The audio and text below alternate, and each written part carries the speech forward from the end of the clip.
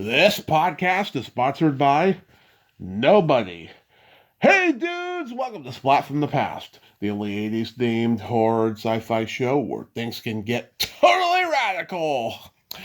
Now today, I will be doing a deep dive on the 1990 classic movie Mermaids, the classic movie with Cher, Winona Ryder, Christina Ricci, and Bob Hoskins, and I will be talking to Mrs. Crane herself, Paula Plum. And Paula has been a New England-based actress her entire life. Not only was she in Mermaids, she was also in movies like Malice, Next Stop Wonderland. A couple years ago, she did a movie co-written by another guest of mine, Tiffany Paulson, called About Fate. And she's done voiceover work for a lot of Tom Snyder production cartoons, most notably the Dick and Paula Celebrity Special, which was on FX for a short time back in 1999. It's got a huge cult following because they used the same type of animation that they did for Dr. Katz on Comedy Central back in the day. And Paul is also a acting teacher. She's also a playwright, and she's directed plays, and she's done a lot of amazing stuff, and it's going to be a great conversation with her today. I cannot wait. I hope I'm spreading cheer to everybody in the world today, because life is just getting crazier and scarier, but all we can do is hold each other's hand and jump in together for the ride. So yeah, here is my interview with Paula Plum.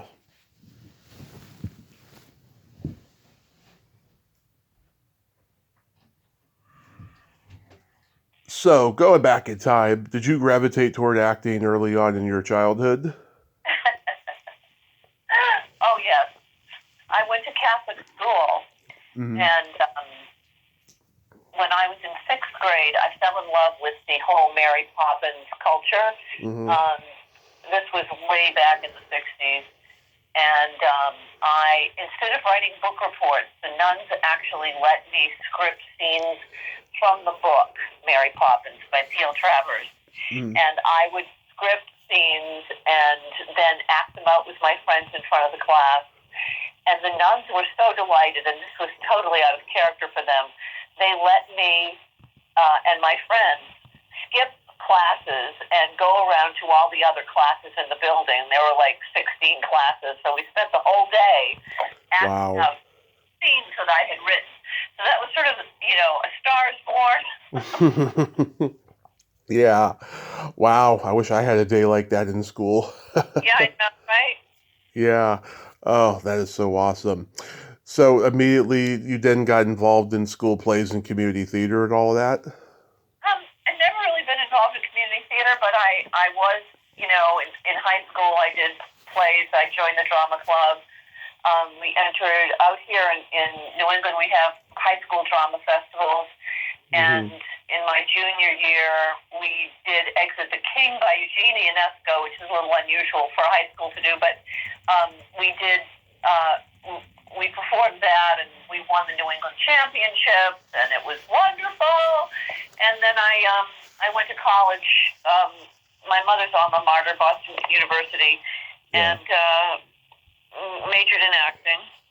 So I've been dedicated to it since I was basically 11 years old. Nice. Yeah. And so you're born and raised in Boston. Did you ever try to move to New York or LA? Oh, yeah. I had a studio, the most beautiful studio, on West 11th for a couple of years. I did Mermaids, as you know. Yep. And that was incredibly lucrative, and I'll tell you why in a minute.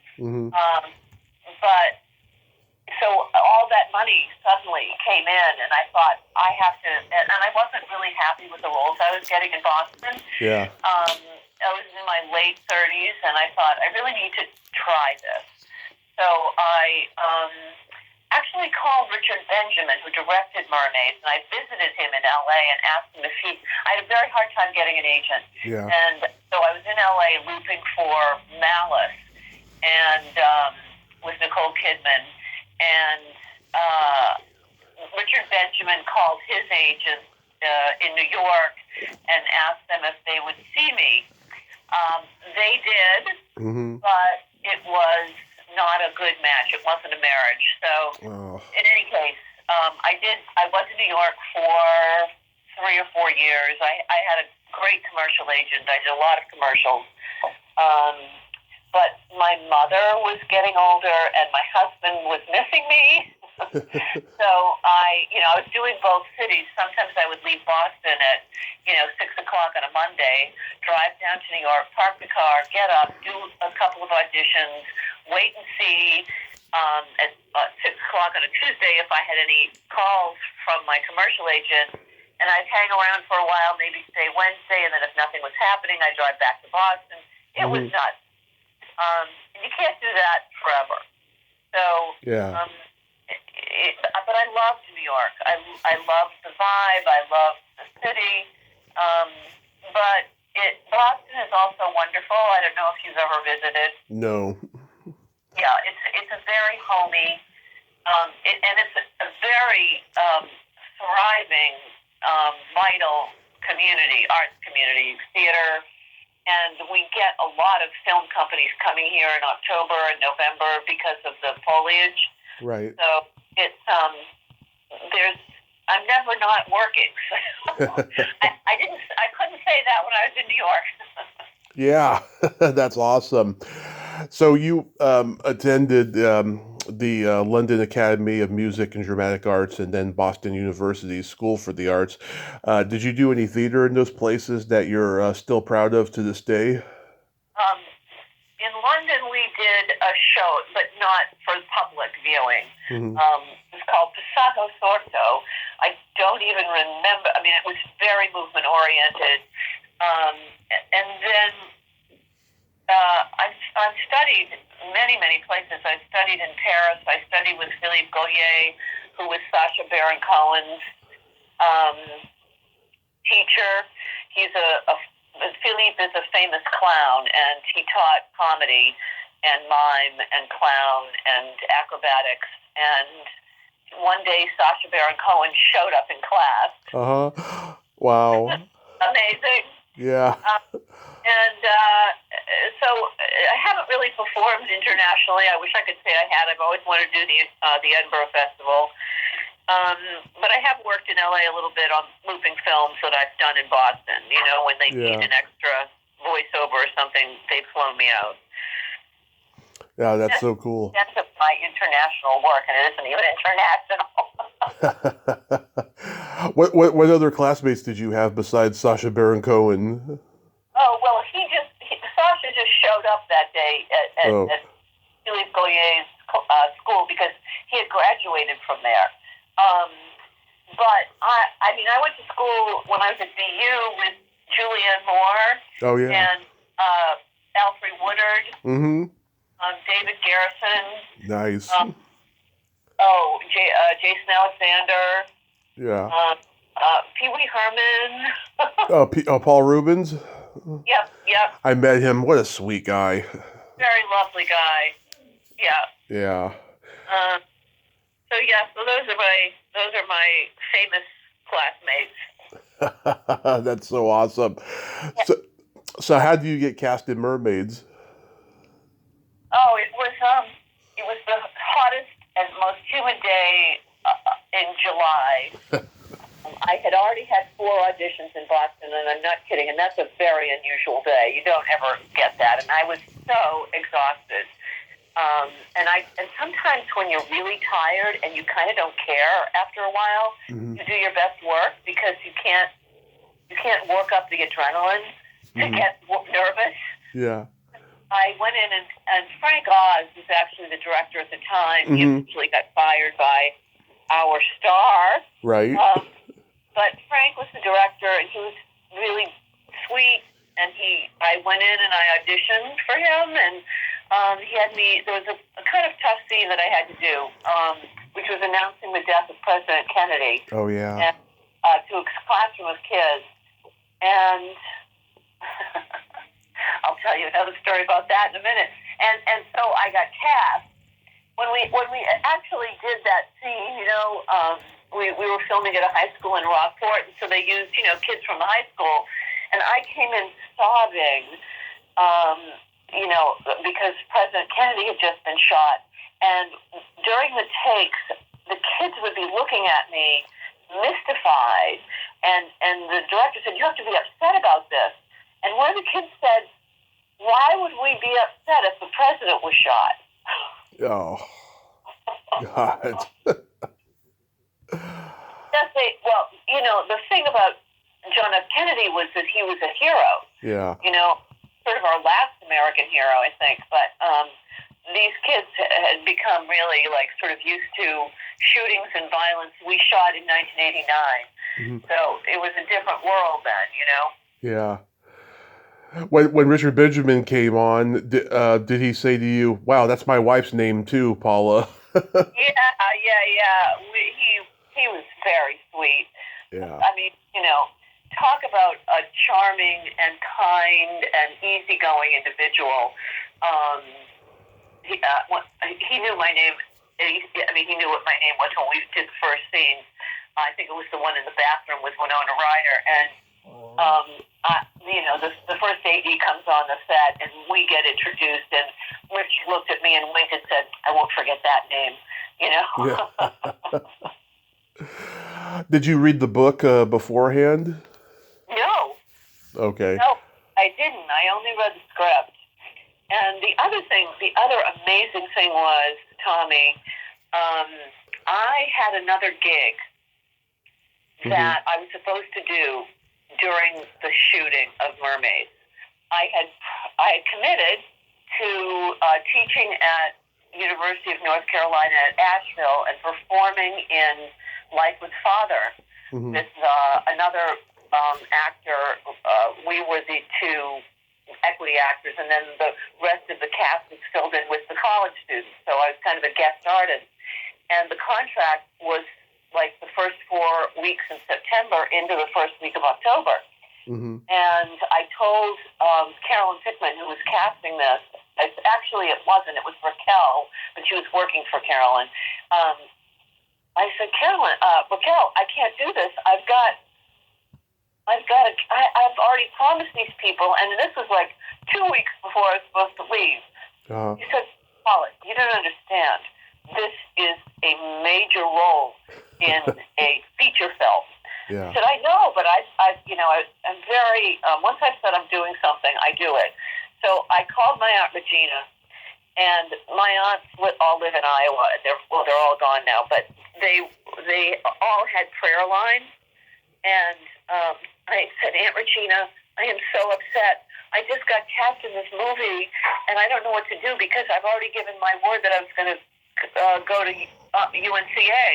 And she said, all right, Paula, I will get the prayers starting. So I hung up with Aunt Regina, and I called Raquel back, and I said, Raquel, my aunt has a prayer line going, and casting directors don't want to hear that. And I'm hoping that this works out, that they don't need me. She said, Paula, I just got a call from the office, and you are the luckiest person in the world. She knew my end date at UNCA, and she said, you start the day after you come back from North Carolina. And I said, oh my God, the prayer line worked. Yeah, and Cher, she's coming off of winning an Oscar for Moonstruck, and she's having huge hits again with If I Could Turn Back Time and so forth. She was huge again. It must have been just exciting to be in a movie with her. Yes, it was. She's a phenomenal actress. I think we can credit the success of the film to the fact that she, was the centerpiece. And that she was so wonderful that's such a Cher role, I can't remember what her name is, Mrs. Oh, Mrs. Flax. Black. Yeah. Yeah, yeah. And the costumes, Tommy. Yeah. When she would cut, every time it was a different dress. It was 60s, you know. It was, and she had this great figure, you know, and she'd come in and just like looking like $1 million. And Bob Hoskins is so adorable. He was having the hardest time with the American dialect. Yeah. And he had a dialect coach who followed him around constantly. Just before they started rolling, the dialect coach and he would go over all of his lines and, you know, try to get him to sound like an American. Yeah. He did a pretty good job, but he was really great. Oh, he was great in everything, you know, and he's hot off of Who Framed Roger Rabbit at the time, and he was an interesting choice to play Lou. And I love how throughout the entire movie he's saying he wants to touch Lou Gehrig's glove, and then when he finally does, he's over it pretty quickly, and then he looks and the girl's like walked away. I know, right? Yeah, it's funny. I was 7 when the movie came out, and MTV played the video for the Shoop Shoop song a lot, and that's how I got into the movie. I think it was responsible for amplifying my queerness as a bi man in many ways. Oh yes, he has a lot of fans in the LGBTQA plus community. Yeah. Now, you guys did that New Year's Eve costume party scene. I think you were dressed like a Mayflower, right? Yes, good for you. Yeah.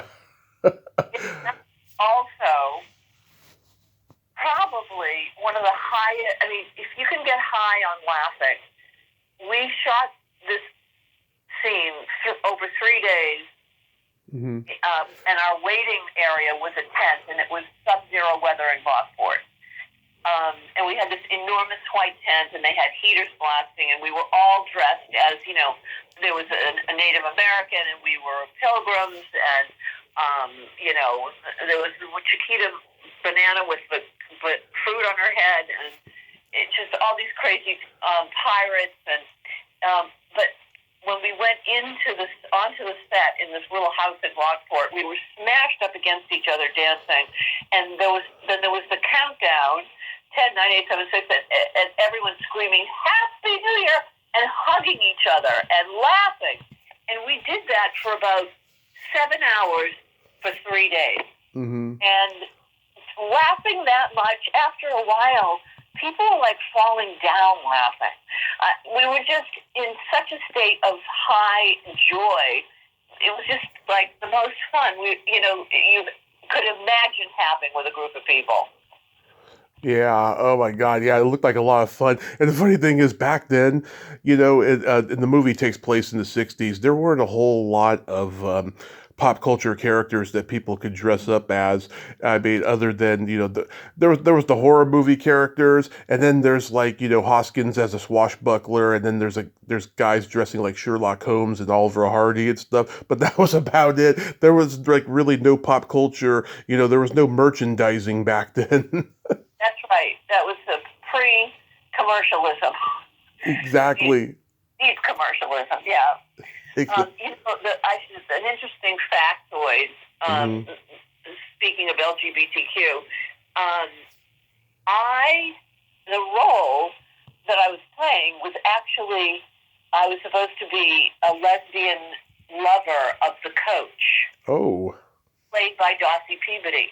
And they tested this in a market in LA, and they decided to drop all the text that applied to that because it didn't go over. And it was so 1989 not to have that fly. Do you know what I mean? Yeah, that is interesting. It would be fine today. Like Cher had a line where she said, "I hear tell that Mrs. Crane," that was my character, Mrs. Crane has a shelf in Coach's refrigerator, you know, and they cut that, of course. They cut all the references to the fact that we were, you know, lesbian lovers, but we did dance together at the New Year's Eve party. Oh my God, that's awesome. Yeah, it's funny. Winona Ryder turned down The Godfather Part 3 to do this movie, which is ironic because she was doing a lot of characters at that time where she played a teenage girl who was embarrassed by her parents. And I found out recently, like, her own parents were, like, in an open marriage. So, like, I think the embarrassment of that probably went into a lot of her characters at that time. Yes, and she was dating Johnny Depp.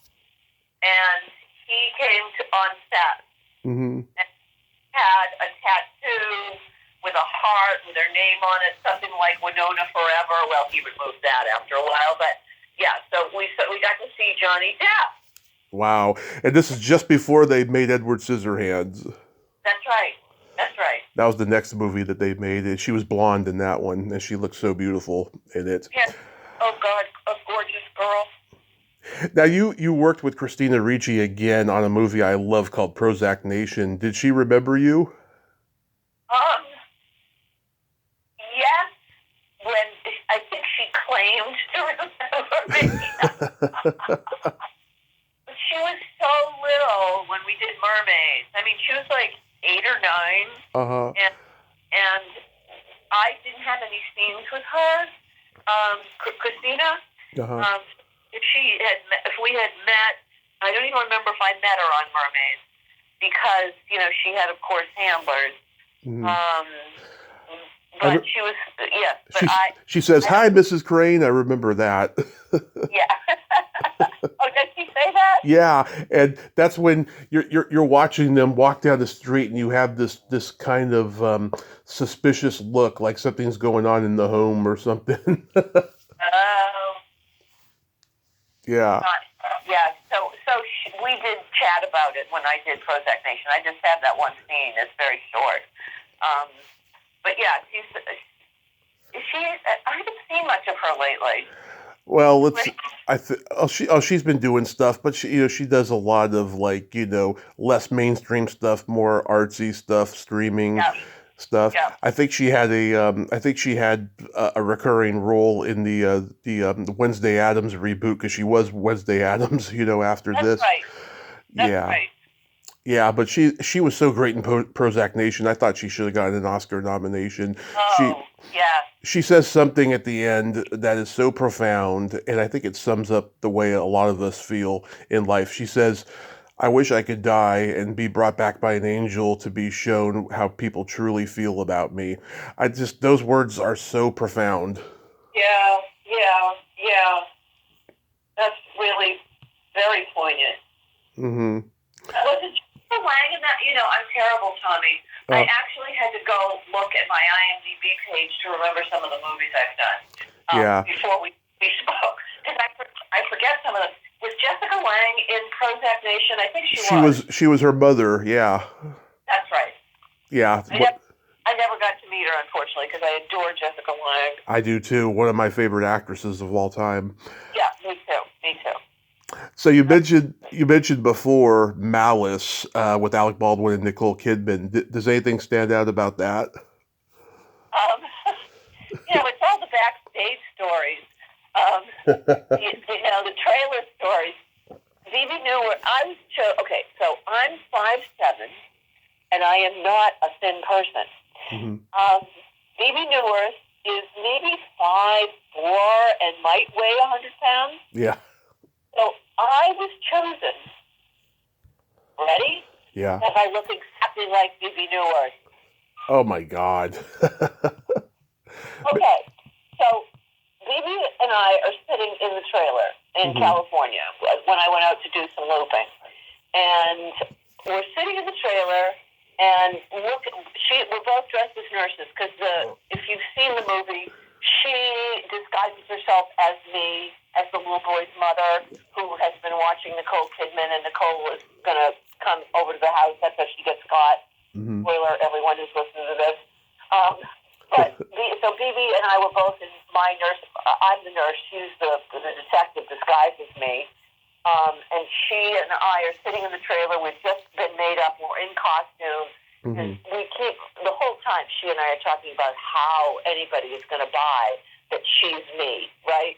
And we're sitting there, and Harold Becker, who's the director, came in, and so we're facing the mirror, sitting in the makeup chairs, both of us facing the mirror, and he comes in and stands behind us and looks at her, and then he looks at me, and then he looks at her, and then he looks at me.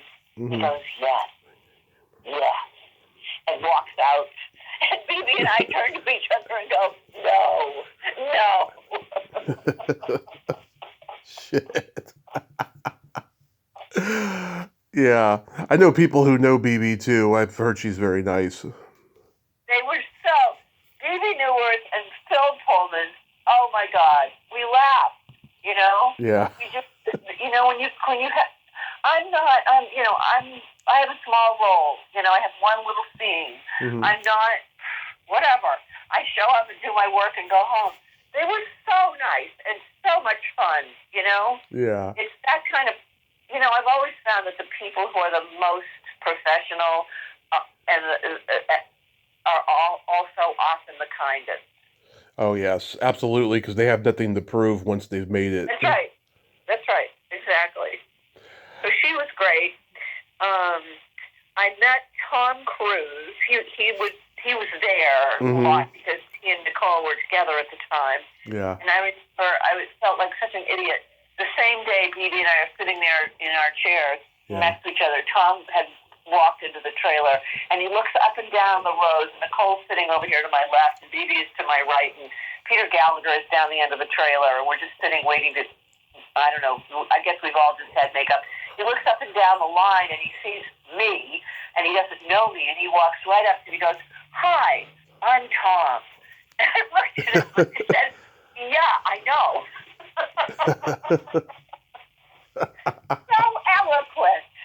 Yeah. I never saw this one, but it seems interesting. Next Stop Wonderland. Oh, yeah. That was shot at the aquarium in Boston. I played I think her name was Shabola.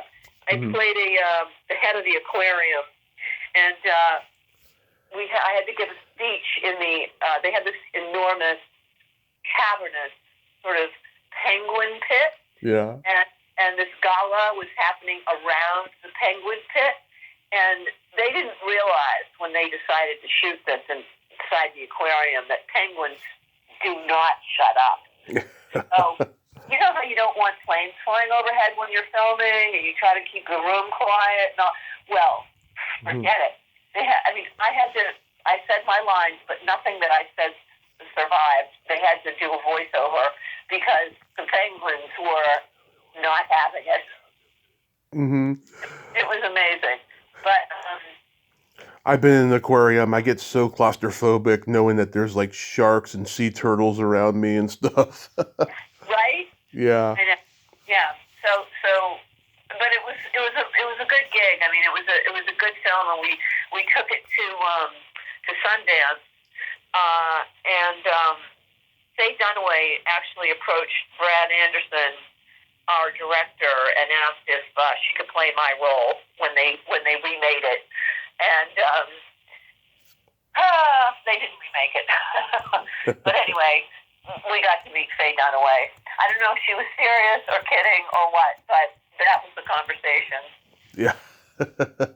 So how do you start doing voiceovers for Tom Snyder cartoon shows? Oh my God. Tom Snyder and I used to teach at two separate private schools in Cambridge. Huh. I taught at Bucky's Brown and Nichols. He taught at Shady Hill. And we had been friends. We have a mutual, very good friend who used to throw a winter dinner party, and I'd see Tom at least once a year at the dinner party. So he knew me. He knew I was an actor. He liked my voice on, for the cartoons that he wanted to, create. And and we also we have a very, he's another guy that I love to laugh with. And my husband is literally the funniest person you will ever meet. I know that sounds like hyperbole, but he is hilarious. And so Tom, after I shot, I keep saying I recorded Squiggle Vision, Science Court, which became Squiggle Vision, Yeah. with Paula Poundstone and Bill Broaddus, and Wanda Sykes was in it. All these comedians. Andy Kindler, Tom Leopold. Oh, yes. Yeah. Tom Leopold, the other funniest man in the universe. Yeah. Tom Snyder came up with this idea that he wanted to do a talk show called the Dick and Paula Celebrity Special. Mm-hmm. My husband's name is Richard, so Richard was Dick, I was Paula, and we'd interview historical characters. So, but it was completely irreverent. And it was like, for example, we had Oedipus singing "Can't Take My Eyes Off of You" to his mother. Mm-hmm. We had the Jack Ruby, Lee Harvey Oswald cooking show. We had yeah, insane stuff like that. Completely nuts.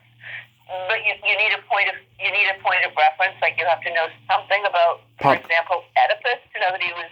Oh, I saw that episode. Yeah, that was funny. Yeah, I mean, but they just, and we also had John Benjamin. John Benjamin was key in that cast because he did all the voices of all the crazy characters, and Tom Leopold also was in it. I mean, he was in it and he was writing it. But we recorded 13 episodes. They were created. The cartoons. It was called retro scripting. Instead of starting with a script, we go in and improv for 4 hours, and then they glean the script from those improvs, and then they animate it. So Spielberg actually bought the whole lot. We got to air 2 episodes on FX, and then they put it on the shelf. Yeah, and it had the same animation as Dr. Katz. Maybe that was probably one of the reasons why it didn't last. Yeah, it's that squiggle vision, the squiggly lines, the around the characters. But you can, I don't know if you have seen it. Yeah, it's on YouTube. You can watch all the episodes on YouTube. Yeah, I just saw that Oedipus one and I thought it was hilarious. I was like, wow, yeah, this could not fly today. Oh yeah, it's so politically incorrect. Mm-hmm. Oh my God. I love politically incorrect though. Oh yeah, me too.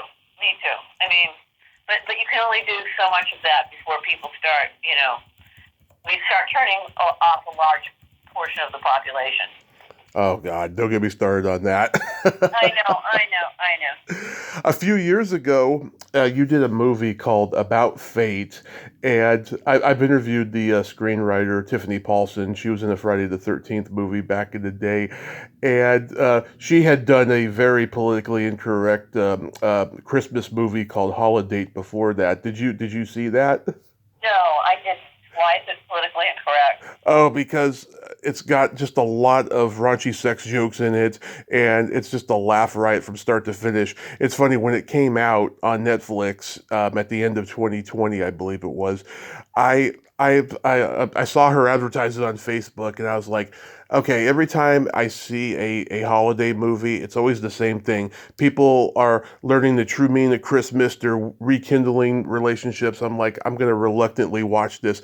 And then the moment the movie starts with Emma Roberts saying, "I fucking hate Christmas," that's when I knew I was going to love it.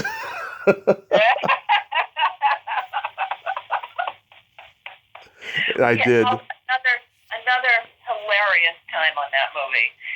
We had a group of people in the green room, which was actually, we were shooting in Boston and in the Hotel Lenox, and it was right after the pandemic, so there was like a lot of quarantining going on. But we were in this room 209, and the whole group of us who were in the movie, me, Ken Cheeseman, who else? Who was this? A woman named Megan Holloway. Oh, yeah. Verity Bronco. We were all kind of holed up in this room for hours and hours, and we started writing our own screenplay. It was so hilarious. We called it The Mystery of Room 209. Yeah, so that was a lot of fun to do. But you can see the movie was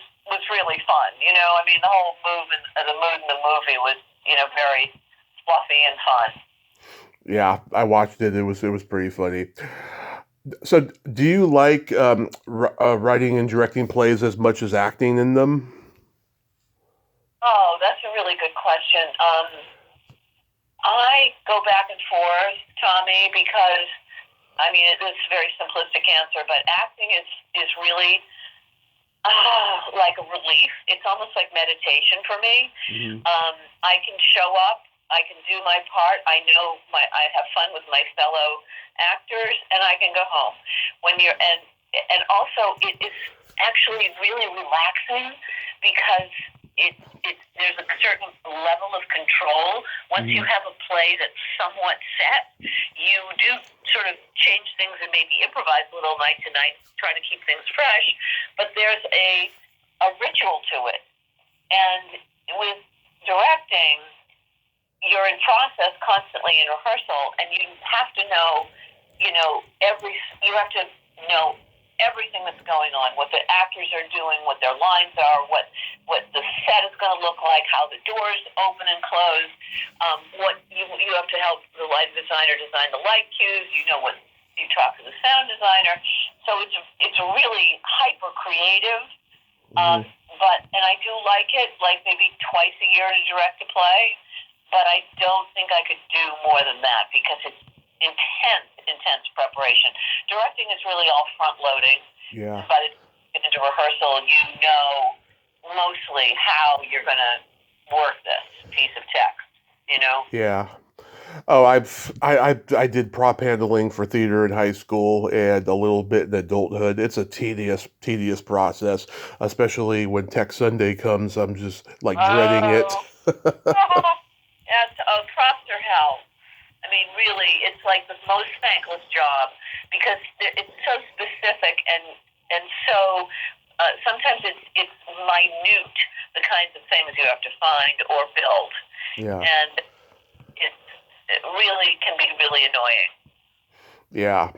Like you really want a glass of orange soda, can it be like just a glass of soda? No, it has to be orange because da da da da. Yeah. There's always there are always specifics that keep shaving down your time away from your sleep schedule. Yeah. Right? And divas to deal with as well. Oh well, I hope you didn't have to deal with that as a props person. I didn't actually. I mean, the closest to it, it was me, another person in this one production. It was me, another person, and then there was a main prop handler who was like never there. But every time that she was there or she was on the phone, she was always yelling. That's like the closest I ever got to it. Oh gosh, this was high school though, right? Oh no, this was about 11 years ago. Oh, terrible, Yeah. terrible. Yeah, she was a very like militant lesbian type of head prop handler, and it is funny. I remember I got let go from the play opening night for stupid reasons, and I remember like I emailed her and told her what had happened and stuff, and I remember I asked her if she wanted to have lunch and talk about things, and she coldly declined because it's funny because when I first met up with her before the yelling started, she was really cool, really charming, and then all of a sudden she just turned and she remained cold even after I was gone. Oh, yeah. Yeah, The Ice Nine treatment. That's too exactly. bad. I'm sorry. I'm Yeah. sorry that happened. Yeah, it's funny. That's the thing about theater.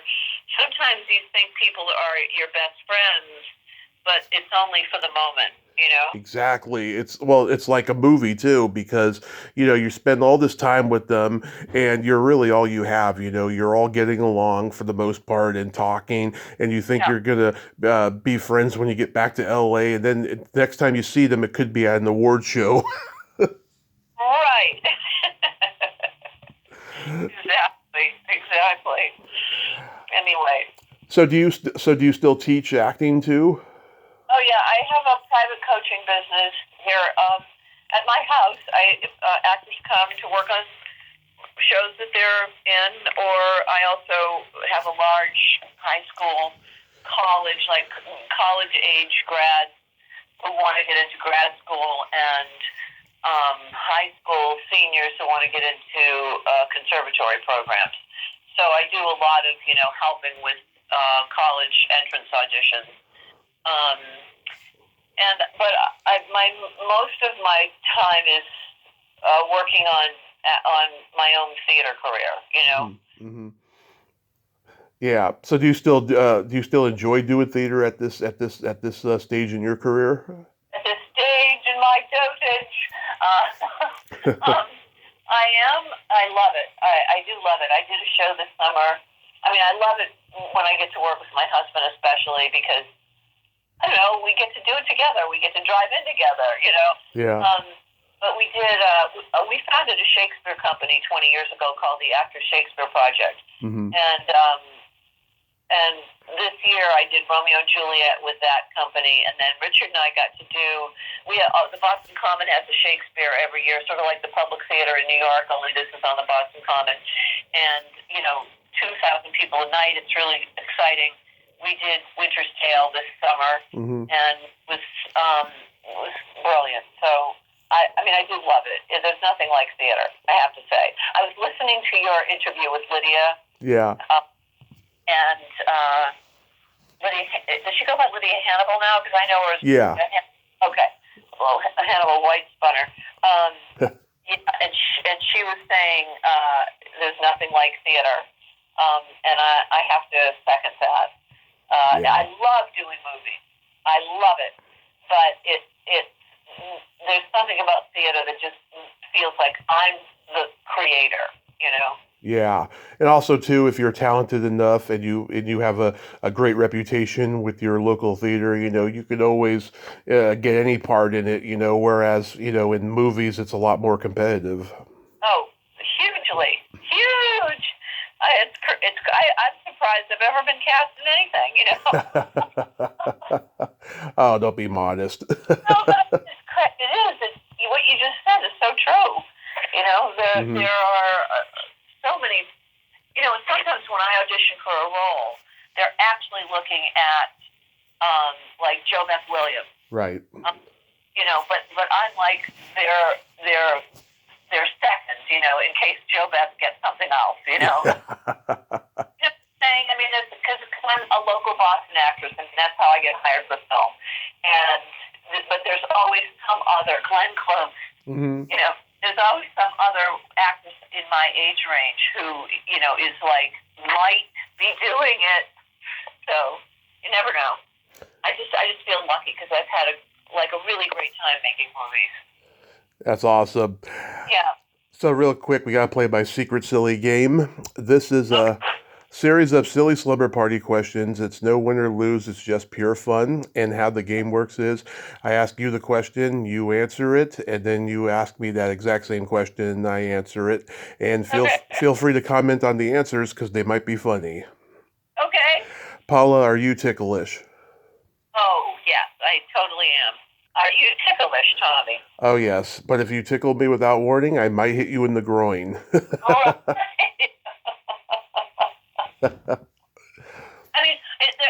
There are boundaries around people who can tickle me, Exactly. Yeah. Is your belly button an innie or an outie? It's an innie. I didn't know there were outies until I, got out of Catholic school. Oh, really? You never went to Catholic school with a girl who had an outie? No, we were all heavily closed from, birth through 20, our 20s. Oh, right. How about you? I also have an innie. It was kind of an outie when I was younger, and it disappeared at a certain point. That's interesting. I've never had that happening. Yeah. Well, of course, it's pretty common with people who get pregnant. They get outies and then they go away after pregnancy. Oh, that's right. Yes, that's right. What color are your toenails painted?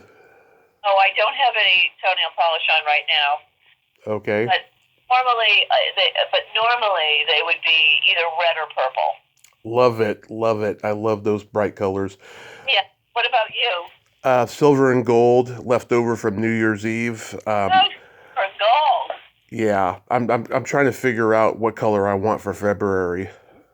Well, have little hearts painted on them. Ooh, I love that. Yeah. What would you say is your best personality trait? Oh, it's a blessing and a curse. Mm-hmm. I am. If I say I'm going to do something, I will follow through until it's done. I am a really hard worker, so that is great. But it's also sometimes I tire myself out. How about For me, I have empathy and I have no filter. ah? I'm a Gemini. Good combination. What are your guilty pleasures? My husband and I love murder mysteries, and if there isn't a dead body in the first 5 minutes, we turn it off. I love it. What about you? Love eating pizza and watching a raunchy sex comedy movie. There you go. That sounds like fun. Yes. If you could have anything named after you, what would it be? Um, let's see. The first thing I think of is, of course, like a French pastry. Okay. In fact, my last name, my married name is Snee, S-N-E-E. Mm-hmm. And my kids at BB&N, when I teach there, would call me Paula Plum Snee, our favorite French pastry. So. Love it. What about you, Tommy? A vibrator. And I'd call it the Tommy Chatsy. That's great. And then my favorite question, is there a stinky smell that just makes you gag? Oh, wow. The only time I've ever smelled something that made me want to vomit was driving through New Jersey at night. Mm-hmm. Because the industrial waste is being pumped out and the smokestacks are firing, and it is. I thought I was going to die. The smell was so bad. Ooh. So that would be my. That's a sense memory that I have. What about you? Either farts or feet. Feet are also. Yeah, it's kind of like, please don't leave your socks hanging around. Yeah. Right. I used to tell me and the prop handlers, we used to tell jokes backstage to all the actors. Actors love dirty jokes, and I got a couple jokes for you. Okay. What do you call a boy that doesn't masturbate? What? A liar.